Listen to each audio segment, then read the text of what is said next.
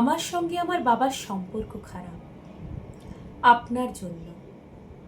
কলেজের সেকেন্ড ইয়ারে উঠেই আমি বুঝতে পারি জীবনটা মাধ্যমিক পরীক্ষা নয়। এরপর আমার জিন্সের প্যান্ট, টাইটান ঘড়ি, আমার ইকোনমিক্স অনার্স সমস্ত কিছুকেই আকাশ মনে হয়েছিল। সেদিনই ঘুমের বড়ি খাবো ভেবেছিলাম, পারিনি। তার বদলে বাবার মুখের উপর দাঁড়িয়ে বললাম, তুমি আমার বাবা নও, তুমি আমার বাবা নও, অন্য একজন কোথাও আছেন, তিনিই আমার বাবা। আপনি যত নেবেন আমি তত ভালো থাকব। আমাকে নিংড়ে নিন, আমাকে আমার বাবা বোঝেনি। আপনার আকাশ তাই আমার আকাশ।